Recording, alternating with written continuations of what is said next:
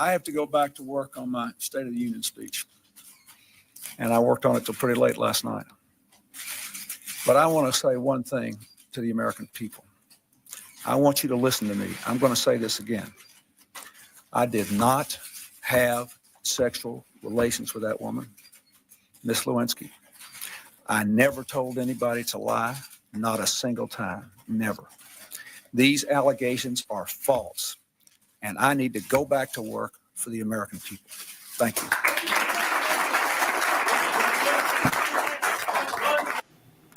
Well, as you all know, Bill Clinton did have sexual relations with that woman, Miss Lewinsky, and he might have went back to work with the American people.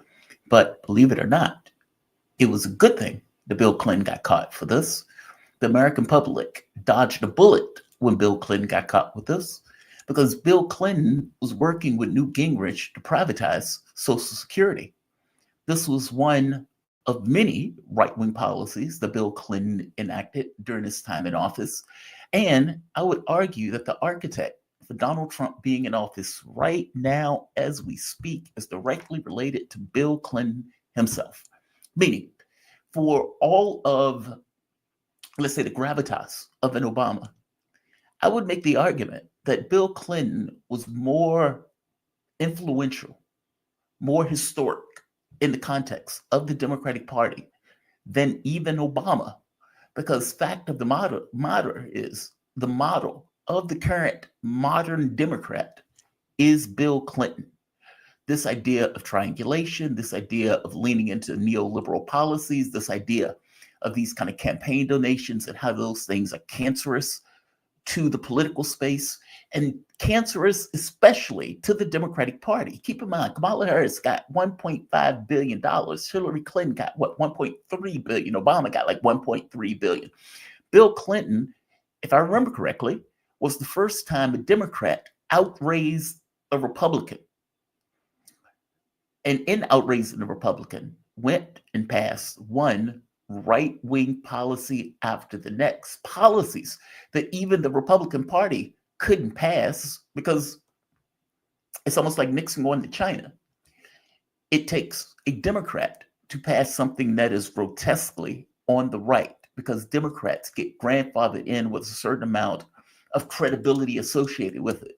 When they pass it, well, it's a Democrat that's doing it. And if it's a Democrat that's doing it, I mean, they're ostensibly on the left. So if they're doing it, I mean, it has to be on some level a lefty policy. It's that. You don't get the level of pushback that you would get under normal circumstances.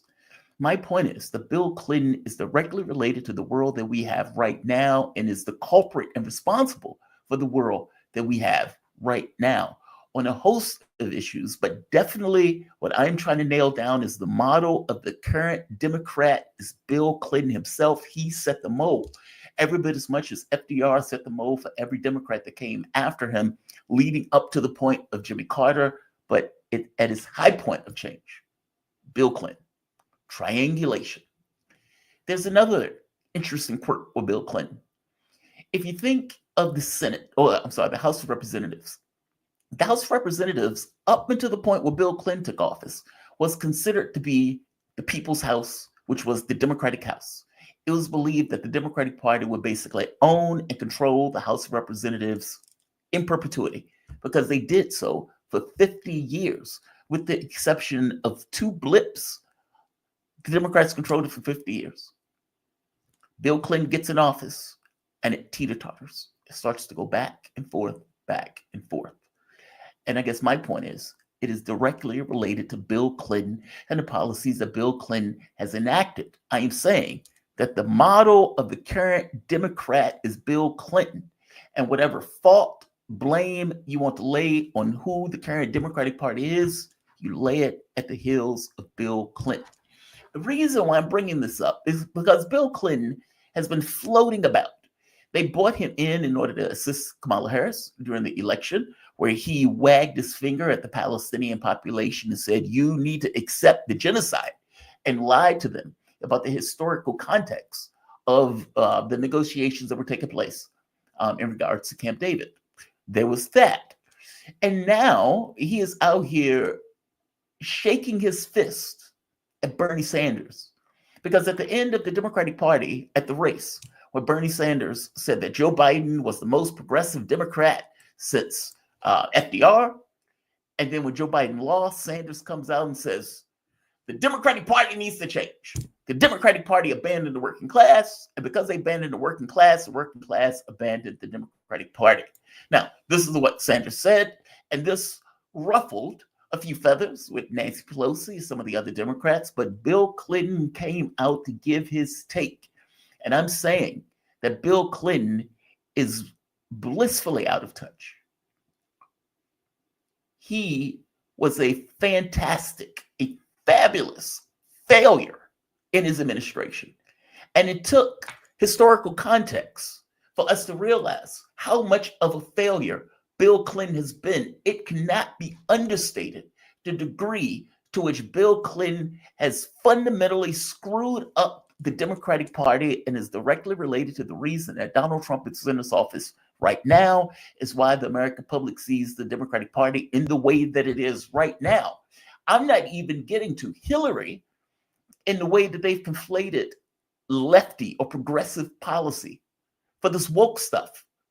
I'm talking about just the typical run-of-the-mill status quo Democrat. Each is a carbon copy, for all intents and purposes, of Bill fucking Clinton. And whatever failures you want to lie on the Democratic Party in its entirety in regards to what it is right now as an ineffectual, corrupt device, whether on foreign policy or domestic, I'm saying Bill Clinton is your guy. Bill Clinton came out, and by the way, triangulation, before I even get to what Bill Clinton is saying here. The Democratic Party under Bill Clinton ran with this idea that the left has nowhere else to go, that we can take policies that are further to the right. We can take money, and when we get that money, we can take policies that are further to the right in order to cater to that money so they would be more inclined to give us that money. Now, this is a fundamental contradiction in regards to the way Democratic Party operates. I'll get to it in a moment. But the thought was the left has nowhere else to go, that we can take these policies, and because we will be least worse, meaning we're not necessarily going to fight for workers. We're not going to go to the mat for the working class, nor do we have to, because there is no one else to go to the mat for the working class. So us taking milquetoast, incremental policies, they would accept that, because there's nowhere else in the political space for them to go. And not only will they accept that, we will be able to effectively get a ton of money. We will get to be able to cater a little bit to the right, and we will still be able to get the left to vote for us. That was their thought. That was the plan. And that is what they have done for the past, I don't know, Clinton was what, 95? For the last 25, 35 years. That may have worked in the beginning, but the problem that you end up with is, A, you ended up with Al Gore, who lost almost immediately, carbon copy of Bill Clinton. But B, over time, your ability to harness that vote, meaning of the working class, or for that matter, even the young vote at this point, has diminished. Obama was talented as a politician, so Obama was able to basically have a gravitas that could draw people to him. He was able to be water, whatever you wanted him to be. But the run-of-the-mill, typical Democrat, the moment that you got to that run-of-the-mill Democrat, they utterly and entirely failed. It's so minuscule. The difference between the Democratic Party and the Republican Party became so insignificant. I mean, think of a Hillary Clinton versus a Jeb Bush. Is there really a dramatic difference between these people? Is there any difference in regards to foreign policy? Is there any radical difference, major, big difference in regards to domestic policy that makes you get out of bed in order to go and vote for that individual?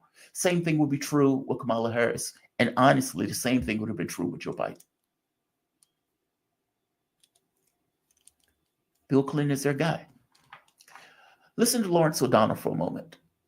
Well, no, Lawrence O'Donnell is not necessary. I just want to make this last point before I go to Bill Clinton. There is a fundamental contradiction in the Democratic Party running with corporate donations. And it doesn't even make sense in earnest terms for the Democratic Party to run and model themselves in a way to take corporate donations.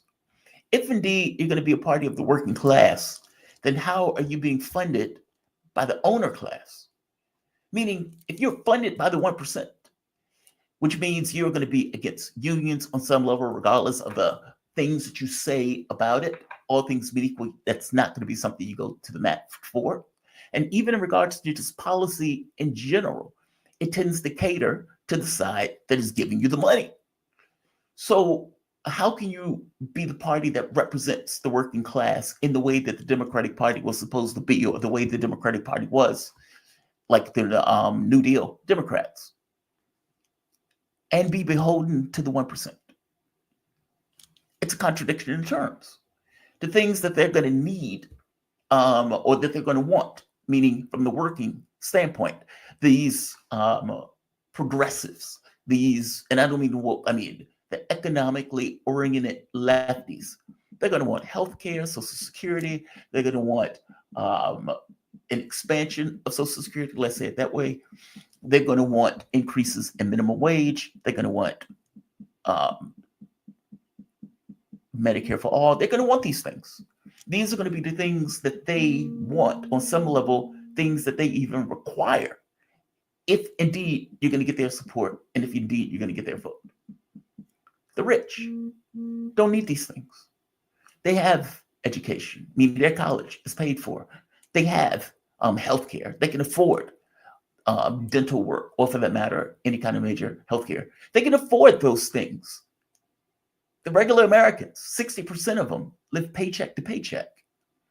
And so if you're the Democratic Party and you're going to the 1% and you're saying, hey, this is the platform that I want you to support, they're going to tell you to kick rocks, and they're going to go to the other person that is not supporting those things.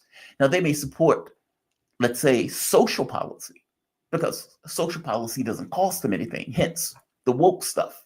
We can lean into the woke stuff. We can ignore the fact that Martin Luther King was a socialist and just focus on the civil rights part, basically severing off this idea of economic left to the woke stuff. And so there's an over focus on this person is black, this person is gay, this person is a hermaphrodite, or whatever. It was done on purpose. I'm saying there's a contradiction in terms in regards to Democrats, if indeed they're fighting for workers, while all of a sudden being or funded by those same or by that same owner class. Thanks, Bill Clinton. They've just gotten better at doing it since Bill Clinton gotten out of office. But keep in mind, being better at doing it means also milquetoast. It is almost a proportional change in how closely are you aligned with workers, or for that matter, how closely are you aligned with the ownership class, and what are you willing to do in regards to policy, or for that matter, what are you not willing to do? Bill Clinton recently came out casually, suit and tie, and said this.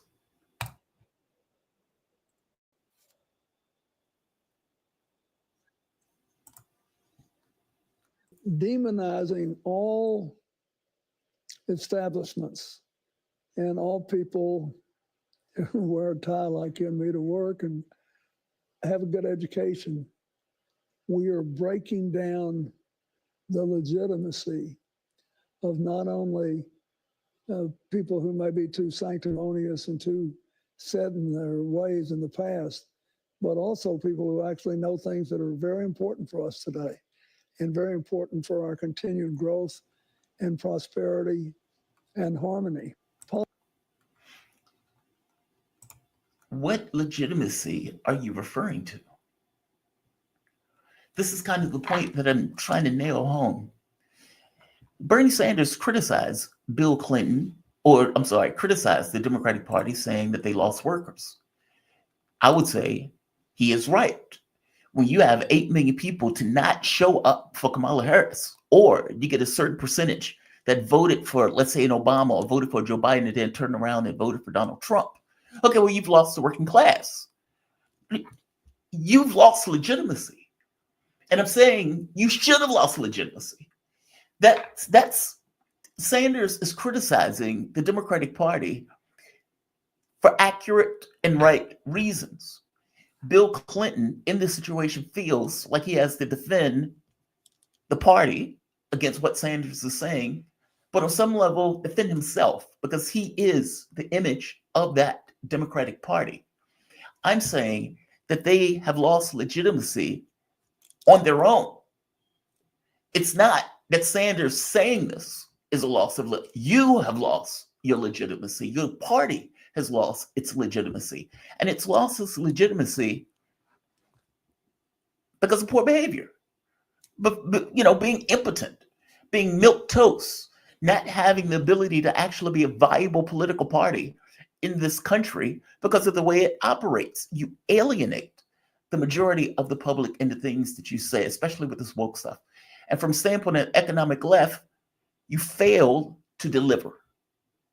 Not to mention, you fail to win elections. What I'm trying to point out is the worst aspects of the Democratic Party is shaped and contorted by Bill Clinton. Think for a moment of Bill Clinton and his term, what he did. Elimination or the creation of NAFTA, which fundamentally hit the working class, and the working class was completely against it even when it was passed. This was a Republican proposal. Bill Clinton was able to get it done. This ended up decimating the workforce in this country, allowing many of these jobs to be exported overseas with this idea of this globalization stuff that Bill Clinton and many other people in Europe championed. How do you like it now? How do you like it now? Is that a great thing now? Or is it seen to be, okay, this was a mistake? I would argue that most people see it as a mistake. Elimination of Social Security, or privatization of Social Security. That was a plan of Bill Clinton. Thankfully, the Monica Lewinsky issue happened, and Bill Clinton was able to do it. Glass-Steagall, or the elimination of Glass-Steagall, okay, that directly led to the financial crisis that we had to deal with, 2008, where the entire economic system basically came to a head. The elimination of welfare. Again, welfare as we know it, I should say, that again was under Bill Clinton. The expansion of NATO. Bill Clinton was fervent in his expansion of NATO, bringing in those countries. And then there's this, which is the funniest thing in the world, where the Clinton Foundation, right here, President Bill Clinton is in Prague this week. This was in April, I believe. Bill Clinton is in Prague this week, where he would deliver remarks at, quote, "Our security cannot be taken for granted," unquote, conference to mark the 25th anniversary of Czech Republic, Poland, and Hungary membership into NATO, an expansion that helped realize a more peaceful and united and democratic Europe. Really? Really? The expansion of NATO created a more peaceful Europe? You really think that's the case when we're on the brink of war? Meaning Bill Clinton was one of those people that was fervent in this idea of expanding NATO, even with Boris Yeltsin telling him no. And this is Boris Yeltsin that was completely subservient to U.S. interests. Instead of Bill Clinton reaching out a hand to Russia that at that point was broken and in tatters since the Soviet Union had just collapsed, he decided, we're going to expand NATO. We're going to take advantage of the fact that Russia has fundamentally collapsed and is on its knees. And we're not going to offer a hand at all. Jeffrey Sachs talks about this. Jeffrey Sachs, if you listen to him, he can give you a rundown of everything that happened when the Soviet Union fell and how the U.S. was very clear. We are not helping Russia in this case. We are going to take advantage and we're going to expand. And we are never going to have a situation where Russia rises again to be a peer competitor. Well, again, that also didn't work. I'm saying that all of these policies were enacted under Bill Clinton, and we have felt the consequences of those policies enacted under Bill Clinton. In fact, from the standpoint of the expansion of NATO, I love this line where they go into the effect that it had even at the time when Bill Clinton expanded it. Unless I close the document. I must close the document. No, right here.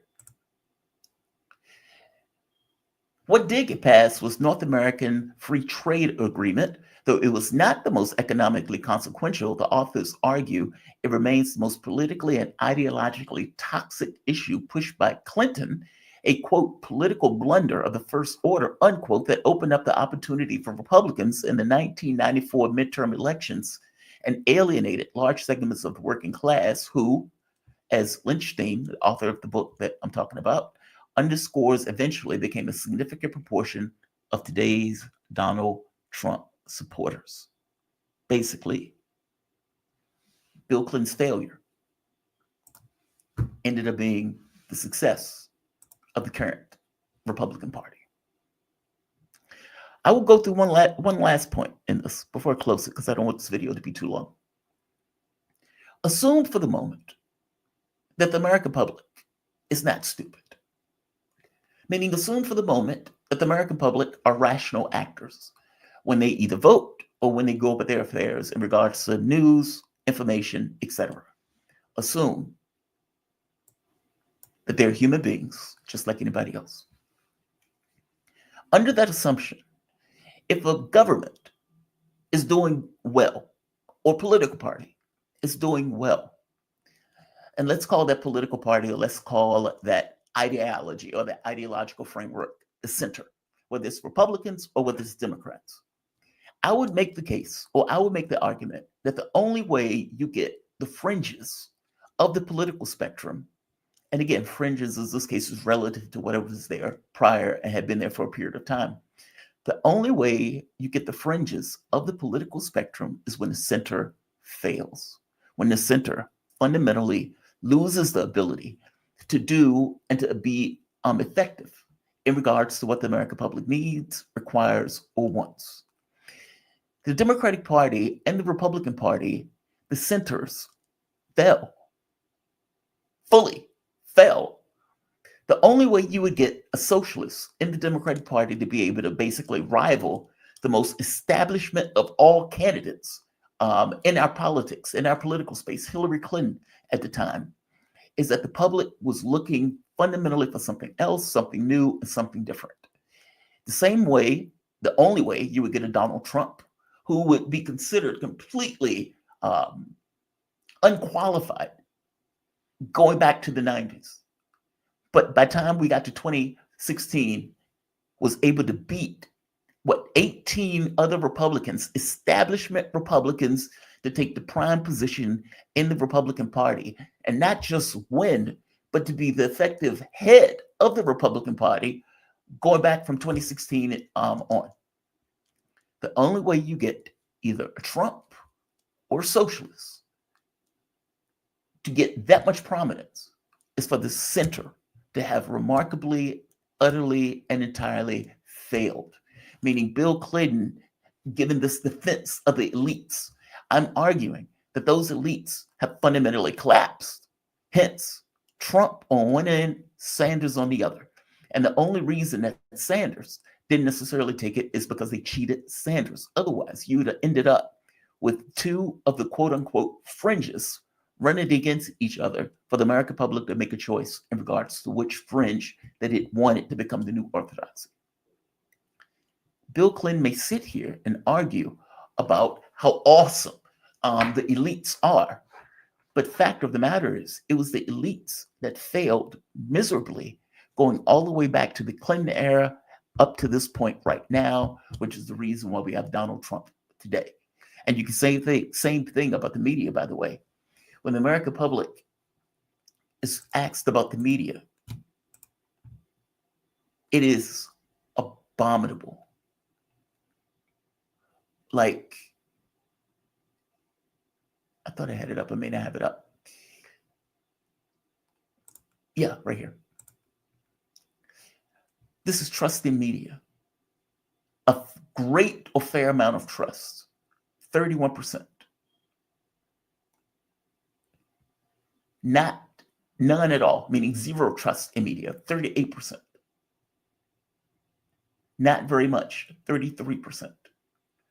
So we're talking around 70%, if not more, of people with no trust in the media or very little trust in media. I'm saying that these people who consider themselves the elites have fundamentally failed. And I get that Bill Clinton wants to defend himself, defend the Democratic Party against Sanders, effectively saying they've abandoned the working class. But this is not a situation where Sanders is trying to delegitimize the Democratic Party. They have delegitimized themselves. And the same thing I'm saying for the Democratic Party, the same thing can be said for the Republican Party. They have utterly failed. We don't need Bill Clinton, who also set the model for that failure, to come out giving some level of defense for the current elites, and why we should still pay attention to the elites, despite the fact that they can't win and they have utterly alienated the working class that they are supposed to represent. Like, share, and subscribe. Thanks all.